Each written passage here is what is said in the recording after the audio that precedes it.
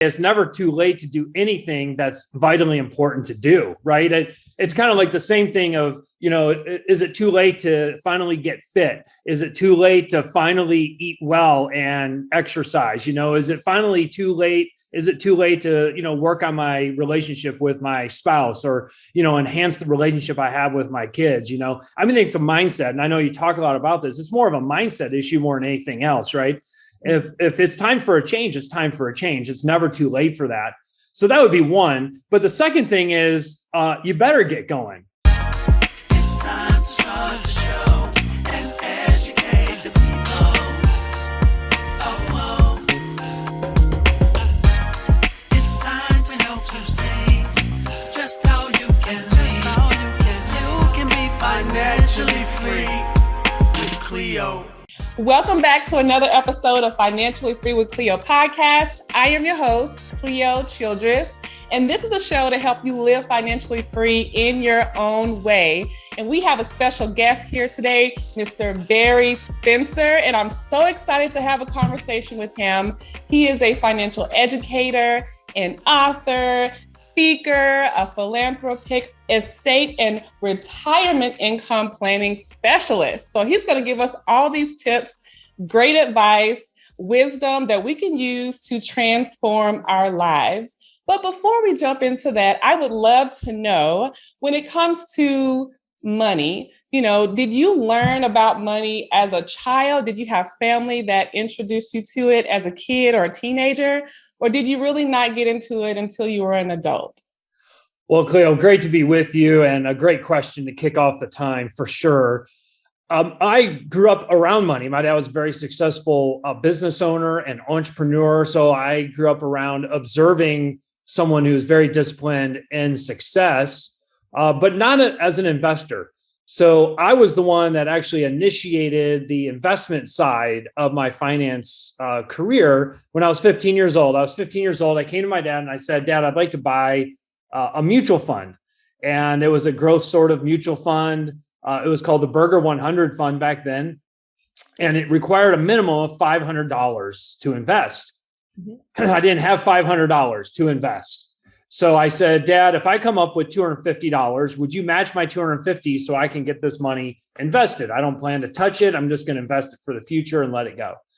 So to his shock and utter surprise, I came back next week with $250.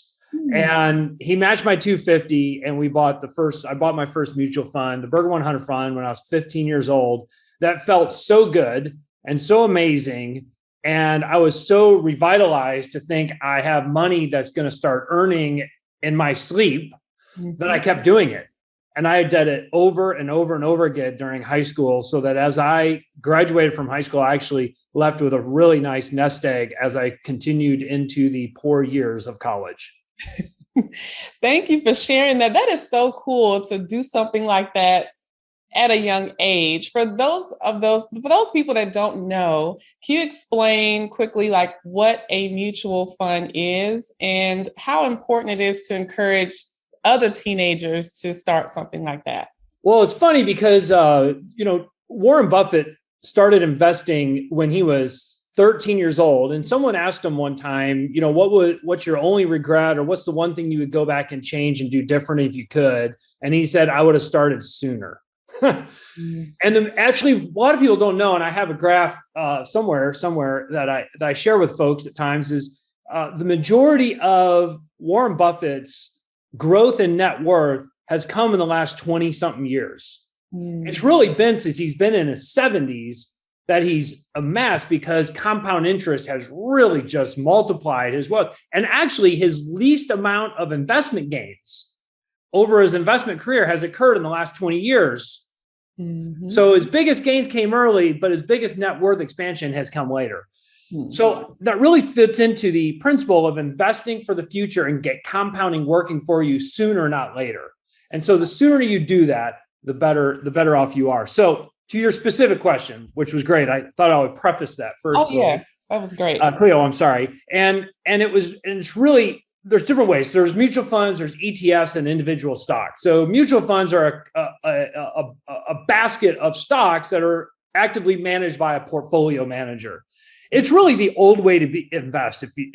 If I'm honest, it was the only way I could get in as a kid because I'm old, and it's the only way I could get in as a kid because you couldn't buy individual stocks because trading costs for one trade was like $250, right? So I mean, 50% of the money I would have to put in would go to trading costs.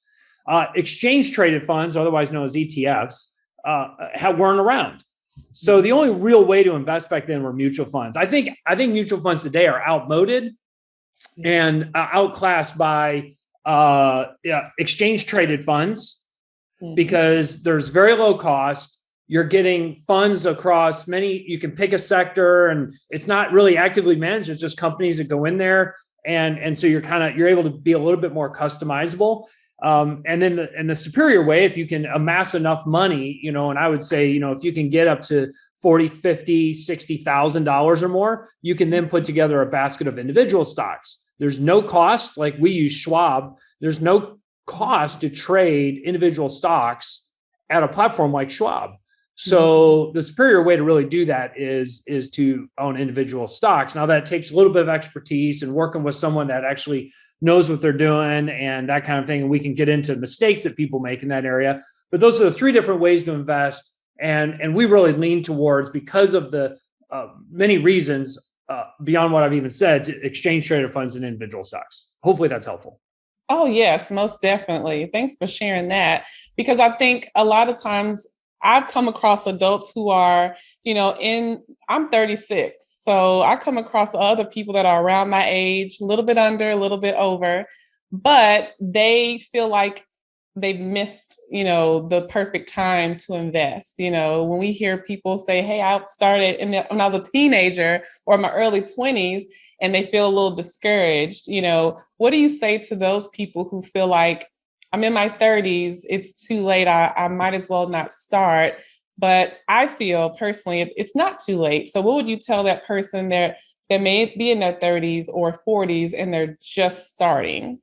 Well, what would be a good first step? Yeah, that's great. So the first thing I would say is never too late to do anything that's vitally important to do, right? It's kind of like the same thing of, is it too late to finally get fit? Is it too late to finally eat well and exercise? Is it finally too late? Is it too late to, work on my relationship with my spouse or, enhance the relationship I have with my kids? It's a mindset. And I know you talk a lot about this. It's more of a mindset issue more than anything else, right? If it's time for a change, it's time for a change. It's never too late for that. So that would be one. But the second thing is you better get going, because at some point you're either going to choose or want to choose to not have a job that produces income. You're going to be forced to not do it because you have some ailment or age or something like that.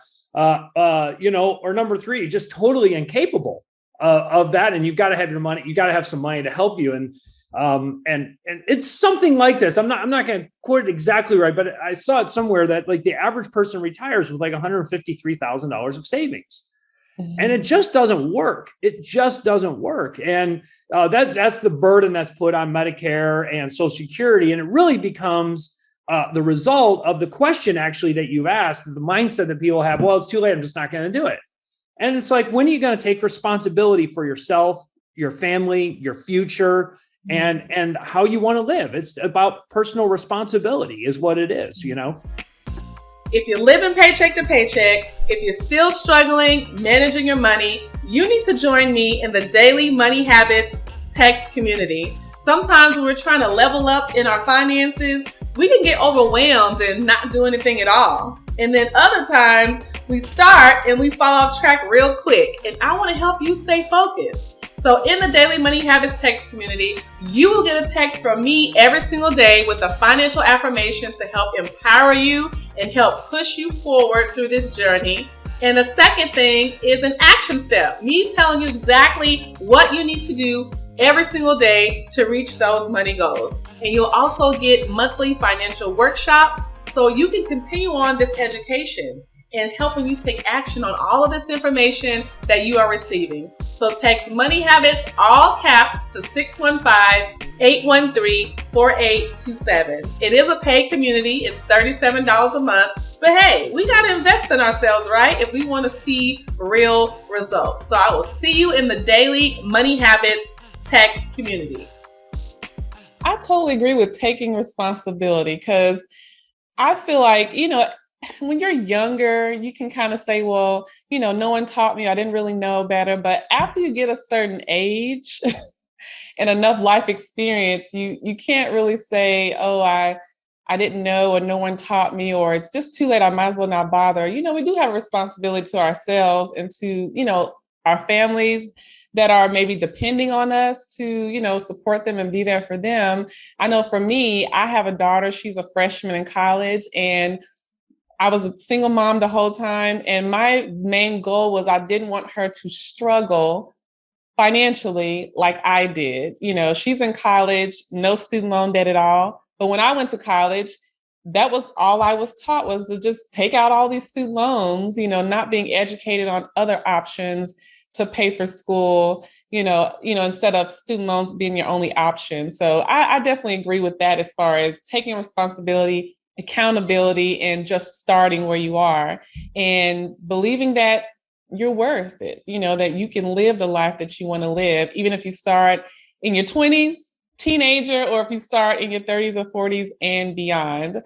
So I'm glad that you mentioned that about taking accountability, because, this is some serious decisions that we have to make. And I know that you mentioned that your clients, they're a higher net worth client. So I want to know, did you see, because of course in the news, we always heard about, some of the, lower income, people who are struggling during the pandemic. Did you see any challenges with some of your clients that have a higher net worth? Did anything change for them in the pandemic in a negative way? Or did you see mostly they had, increases in income or gains in some way in their investments? Well, this gets back to, financial security, right, and wherewithal. So if you've done the work early on and saved along the way, when something like a pandemic comes along and there's a shock to the economic and the financial sector, you can weather that storm, and you can weather it fairly well, fairly easily. And we really work to educate our clients too, to prepare them that these things happen. We don't know what the cause. We don't know that it's going to be a pandemic. We don't know that it's going to be a geopolitical event like a war or anything else. But what we know is there's going to be shocks to the system on a regular basis. So however you think about this, how you save, how you invest, how you prepare for the future, has to incorporate these kind of events in that scenario. And if you do that, you're not surprised when they happen. You're surprised how they happen or where they come from or the magnitude. And that's just human, right? But you're not surprised about them happening. And that's a really big difference for those that are really savvy and smart and plan right. They don't get surprised by those things. And so our clients really aren't. And I'm not. Yet I see a lot of people are, and they make one of the biggest mistakes in finance, which is making knee-jerk reactions. And if you're not planned for it, you really do. And that's wealth destruction all over it when you do that. I totally agree with panicking. I was having a conversation with a friend, and he is new to investing. He's, started investing in the stock market. But, when you see those numbers go all the way down, people panic and want to pull out their money. And I had to explain to him, I said, look, there are going to be things that happen in the world, on the news and the media, and people are going to panic and, make certain decisions. But that's not always the first thing you should do, is panic and just pull out all your money. So I think people are realizing that, hey, things are going to happen. Something may happen next week, tomorrow, next year that we didn't plan. Like when the whole shutdowns happened with the pandemic, I don't think any of us saw that coming the way that it did. But I know for me, I felt, as far as financially, I didn't feel stressed because I knew I was prepared. Back in the day, years ago, I probably would have been stressing like, well, what am I going to do for money? But it did feel good to know financially, I wasn't worrying where money was going to come from. And even if my main source of income stopped, I still had savings and investments set up to where I was still going to be okay. So I think that, like you said, no matter what your net worth is or how much you make, we all have to prepare, even if no matter what the income is. So I'm glad that you mentioned that. And I know with your, wealth with no regrets, and what made you think about putting that together like that, wealth with no regrets? Because I know for me, I used to regret a lot of things financially that I went through, but then I started to realize, they were lessons learned. So, how do you teach your clients about, not regretting things from the past and using them as, lessons learned to help themselves in the future, or maybe helping, other people in their lives? Yeah, that's a great question. And the foundation of it came from personal experience. Like I mentioned earlier, my father was a successful entrepreneur and business owner, and had done his job of accumulating assets and wealth for he and my mom. And when before he passed away at the age of 62. And he lost a battle with cancer, a multi-year battle with cancer at the age of 62. Before he passed away, I remember laying on the bed with him, and he said, Barry, you're going to need to take care of mom. And it didn't hit me at the time that he said it, because I thought, well, okay, fine, but haven't you already taken care of mom? Like, what am I going to really need to do? It just didn't hit me, right? I didn't know the magnitude of his resources. I just knew he had done well, right? And so when he passed away, I became co-executor and co-trustee, which I also didn't know was going to happen. And so I started to dig into all the finances and all the records, and I went into everything that he had. And there were just some big missing gaps. And there was no income plan. There was no customized investment plan. There was no tax plan. There was no legacy plan. There was nothing. There were assets. Yeah. There were, statements that tell him how much money he has, right? There were assets with value, the business, the office building that we owned, all that kind of stuff. All that was there. But what it meant and what it was able to do and how we were supposed to utilize it now for the future, for my mom being on her own, wasn't there. And I realized that's not who my dad was. And I started to think about, if he was around to see that, I think he would regret how that played out for the money, for the family, for my mom, for me. And so that's where I kind of started to then do research and talk with folks. And I found a lot of people they want to avoid regret, but so many are set up for it, but they don't realize it. So that's where wealth with no regrets comes from, was just from seeking and searching down that pathway to realize, man, not only can we not only avoid regret, we can thrive into the future and create the future we want and the legacy we desire. Join me on the first Sunday of every single month for a money yoga session. And you're probably wondering, what is this money yoga stuff, Cleo? Well, it is a vinyasa-style yoga class mixed with financial empowerment. And it's designed to help you relax, reset, and prep for the work weeks ahead. And if we nurture our mind and our bodies, we can live financially free and make better financial decisions. There will be Q&A at the end, so bring your money questions. You can register at cleoyogafinance.com/money-yoga. Gotcha. Yeah, I know when I was, learning more about your work, and I know even in your, your bio, you mentioned there was pain, of settling your father's estate. Is that where that pain comes from, of not having an organized plan on exactly what to do now that he was gone? Yeah. And there was no plan when he was around. It was, hey, everything's fine. He was still operating the business, and, he was having an income from the business. So, I guess in his mind, what was there to worry about? But that's where the job of a professional and an advisor and someone that can think around the corner, look over past the next hill. And that's where they really come in and add value to help you see what you can't see. Aristotle said, if you want to know what it's like to be in water, don't ask a fish, because it's hard to get clear about yourself by yourself, right? And so if you take that principle to heart, you say, well, I need to find some people, some professionals, some wise counsel that can really help me see things I can't otherwise see, to be able to create a beneficial future, ahead. Sure, that might cost money. You might have to pay the people or what have you, but I don't look at it as cost. I look at it as value add. And that's what we try to do for our clients, is just have some value add to that. And certainly for us, it took us 3.5 years to settle the estate. In that amount of time, the wealth my dad accumulated was nearly cut in half. So if you think, well, let's just say it was even 5% or 10% of it, would it have been worth investing, not paying, but investing that kind of money to prevent all that, which was all preventable? And I would say on the other side, absolutely it would have been, right?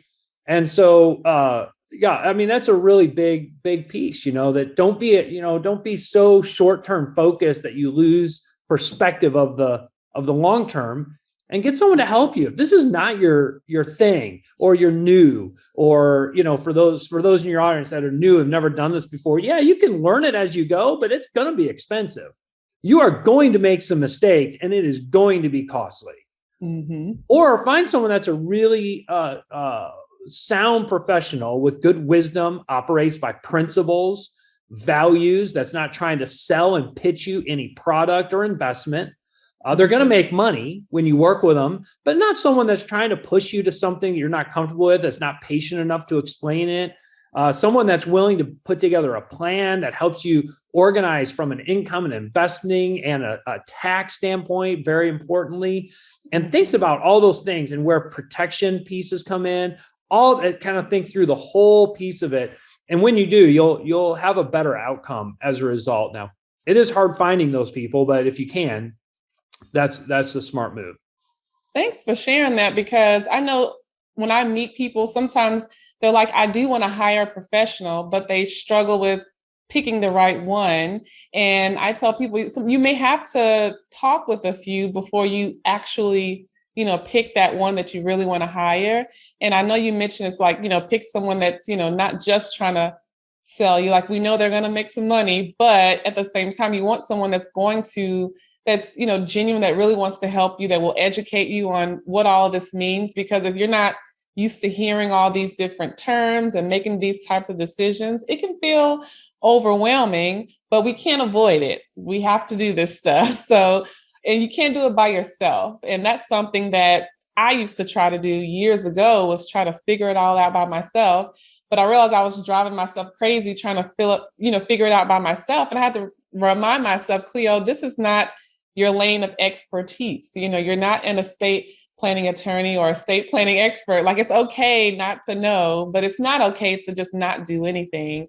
So for those people out there who, they have, a great income and assets, and they have kids or people in their family that they're taking care of, what are at least, maybe 2 to 3 first steps that they need to do? I know you already shared some already, but, what are the next few steps that they could take if they don't have a will, don't have any type of estate planning going on? What do you think, what is that first step that they could take? Maybe 1 to 2 or 3 steps. Yeah, I think there's three principles to follow. And number one, I would say and this is what I wish my dad knew, honestly. Dad, write down things that are important to you, about your money, about your family, about your future, about your legacy, about what you want to accomplish. Write that. So get outside the money for a minute. And just write down the things that are part of your passion and your heartbeat, right? One of the things that would have been on the list had he done it and had someone advised him to do it, like we do for all our clients, is philanthropy. My dad was a big giver. And I came to realize in settling his estate that he and my mom gave away about 1/3 of their income every year. So generosity was a big component. But in his planning, generosity wasn't in there at all. Nothing had been accomplished that. And so, those kind of things help you assess the options available to you, and you can judge them against the things that are important to you. And it pulls back this, I don't know what you're talking about, and says, here's what I want. Tell me how this helps me accomplish that. And if the person you're talking to can't help you see that or realize it, they're not the right person. Right. And you're assessing it based on what you want. Right. So that'd be the first. Write down what's important to you. And then number 2, I always tell people, secondly, hire a specialist. Mm. And so here's what I mean by that. Hire someone that is a specialist in you.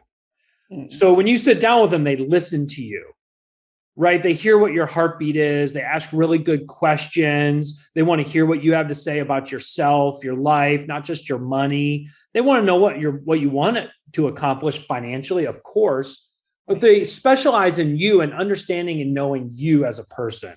Mm. The other part of it, they specialize in situations like yours. Mm-hmm. So they work with people just like you. If you go to most advisors and you ask what kind of person do you work with, they're going to say anyone who fogs a mirror. Well, they won't tell you that, but that's essentially what they're saying. If you walk in the door with any kind of money and you're willing to hire them, then they'll work with you, right? Mm-hmm. And which is why we're really clear. We work with people who've already accumulated wealth. They've been successful financially. They've been business owners, professionals, executives, and they have fairly complex situations, and they have others that are trying to get near retirement. Like those are the folks that we can help really well. Yeah. But that's not everybody. In fact, that's the few. That's like 3 out of 100, 3 or 4 out of 100. That's about it.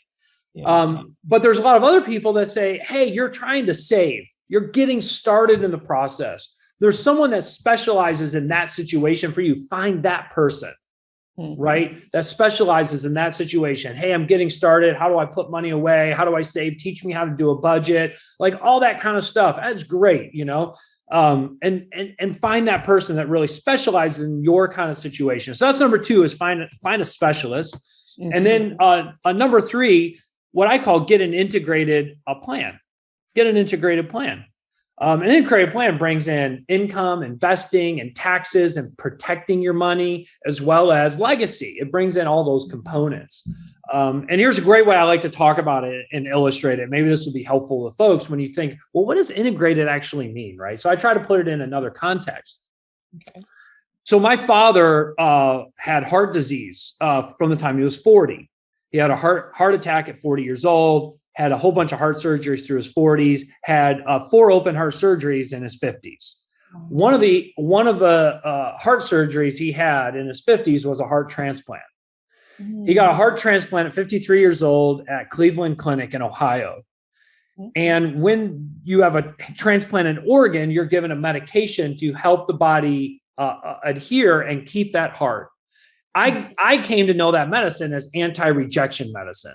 And what it essentially did was trick the body. And it says anything foreign in the body can stay. And it does that by breaking down the white blood cells and the defense mechanisms of the body.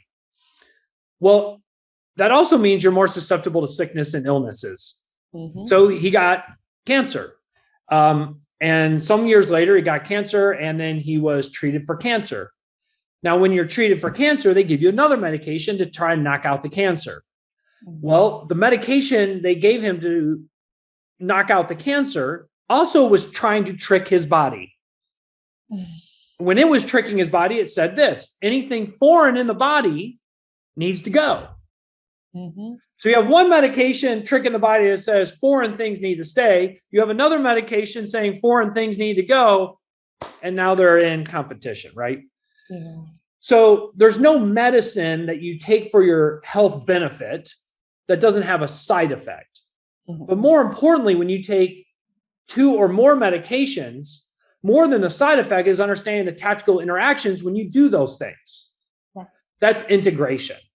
What's true in your health is also true in your wealth.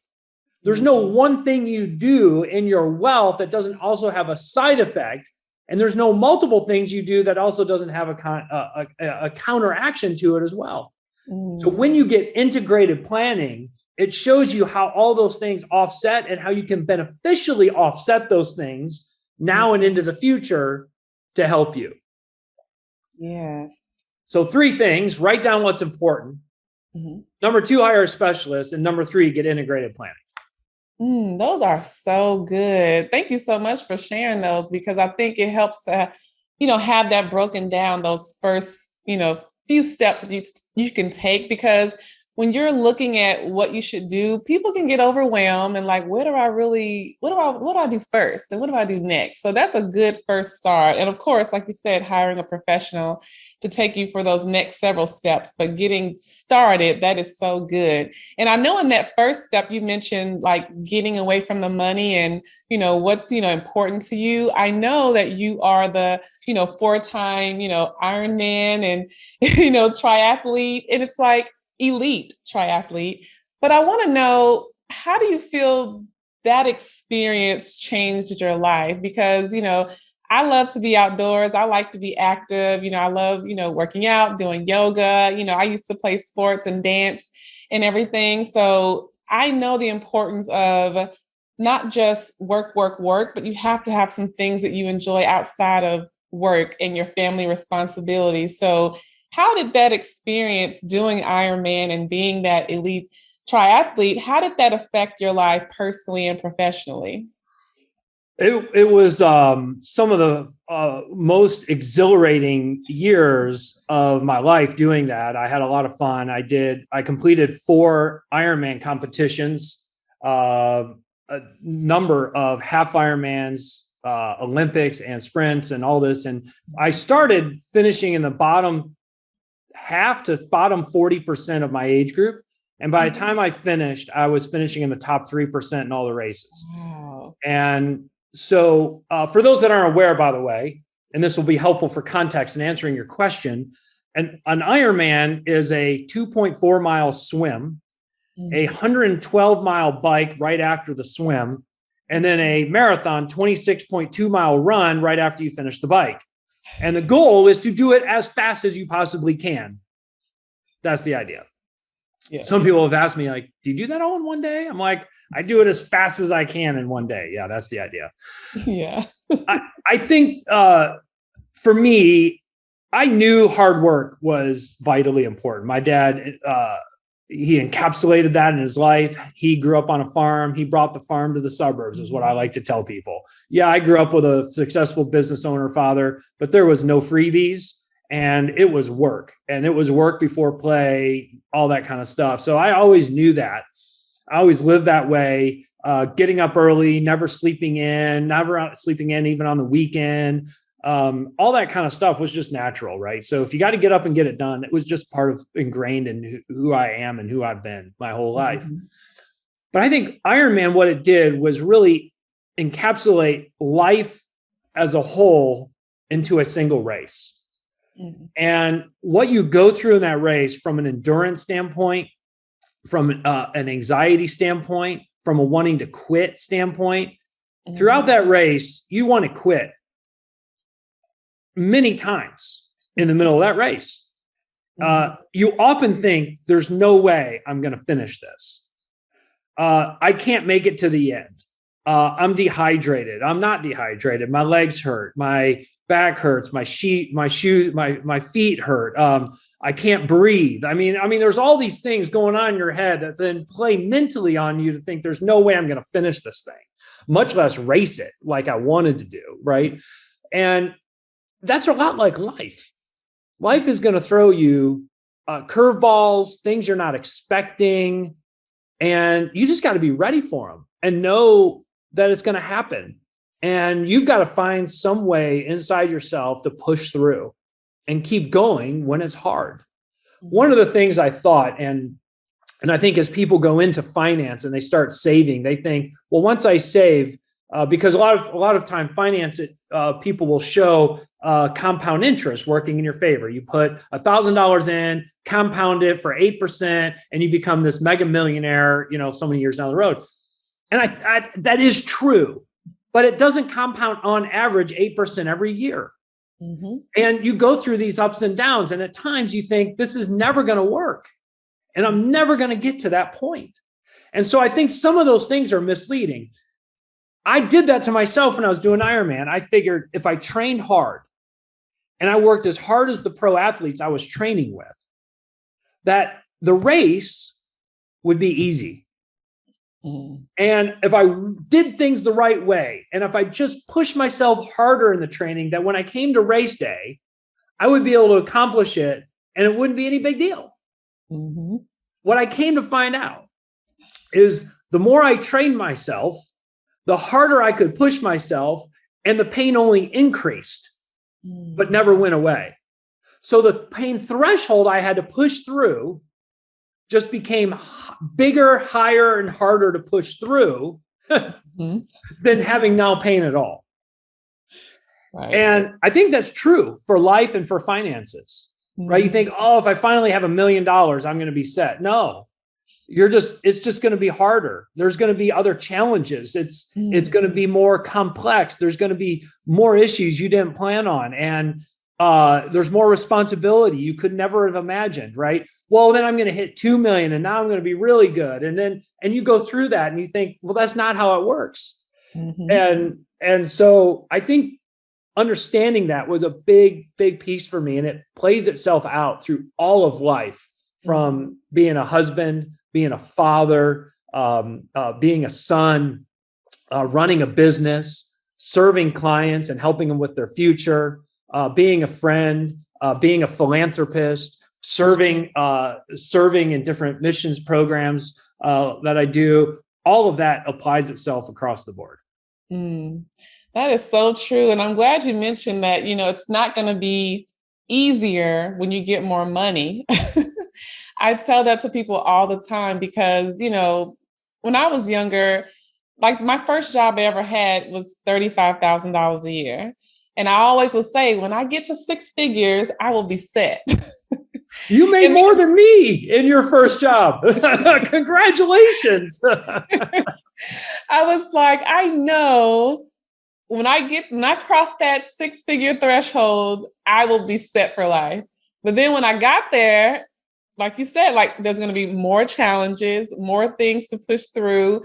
You're going to have a new, different set of responsibilities. And it was true. And then I had the same spending habits, money habits. When you don't change the way you manage money, if you still have the same mindset at 35,000, when you cross, and get to 6 figures, it's not going to magically change. You got to do the work. So like you said, you have to push through. And I think, we all should be thinking about other things outside of our jobs and outside of, money. What else do we have a passion for? Do we like that's going to help us in our personal and professional life? So I love that. I always wanted to do one of those types of events. I never got the chance. I'm 36, so I'm like, I don't even know if my body's capable of doing it at this point in my life. But I've done a half marathon and I've done a full marathon once. I did a half twice and then I did a full marathon once. But it's been some years and I want to do it again. So I've been starting to train. I already work out and I do yoga. But when you do those types of events, there's different levels of training you have to do. So I just want other people to know, you have to find some things outside of work and family responsibilities going to, help you, build that mindset to not give up when things get rough, with your money and business or in your personal life. So I love that. So one thing I want to do is I do with all the guests on the show is I have financial affirmation cards. So I have a deck here and I'm just going to shuffle them really quick.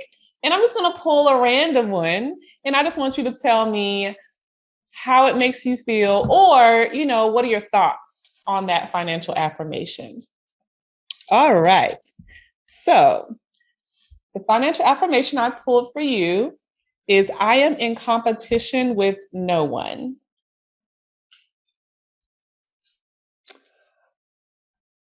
What I really like about that is your competition is only yourself and the barometer of your ability to become the best version of yourself. And I think that also helps when it comes to serving other people and looking for other people to serve. When you're in competition with other people, you begin to think they have to lose in order for me to win, or I have to lose for them to win. And while that might be true in reality of if I get a client, they don't get that same client or vice versa, I don't take it as me winning and losing. I'm getting better every day. And so I think your greatest competition is just what is the highest and best version of yourself that you're trying to become that's also beneficial to other people, and seeing that become a reality. And it's up to you. That goes back to personal responsibility. It's up to you to make that happen. Yes, I love it. Thank you so much for sharing that. And I'm going to share a link in the show notes for your book, The Secret of Wealth with No Regrets, and I've, already placed my order. Oh, cool. So I can't wait to read it. And I've already shared it with my family, but I'm also wanting to share it with my audience too. So I'm going to share the link in the show notes for everyone to get that. But for those who want to connect with you and get more from you, I know I have people in the audience who have a higher net worth. Even though majority of them don't, they still are going to get a lot of great information and tips from you on how to get started with those plans. But for those that want to connect with you or, work with you, how can they do that? What is the best way to connect with you? Awesome. My website is www.wealthwithnoregrets.com. They can email me, Barry, Barry, at wealthwithnoregrets.com, or call 678-278-9632. You can go on our website. There's a scorecard you can download and fill out, kind of see how you're doing from a wealth perspective. Yeah, email us for a package on, retirement if you're at that point in life. If you're looking for other resources, we have them there on our website. Email me a thought. Let me know that you heard me here on your show. I'd love to hear from your audience members and all of that. So that'd be really cool. Thank you so much. I appreciate it. And before we end the show today, I would love for you to leave us with last few words for us to continue to push on our financial journeys. Make a commitment.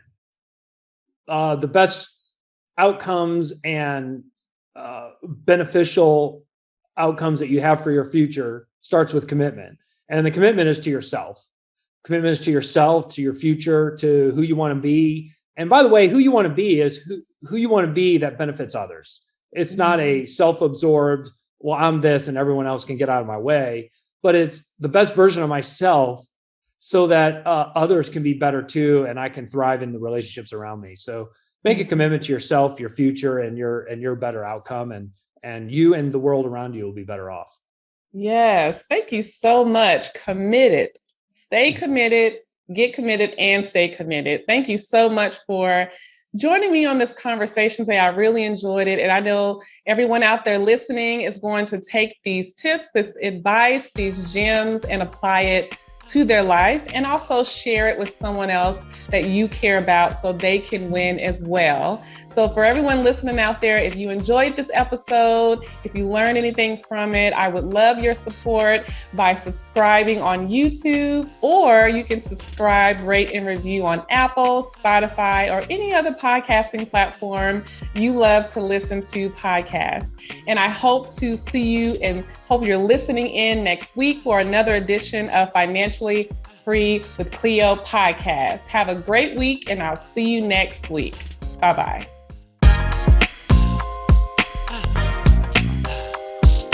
You can be financially free with Cleo.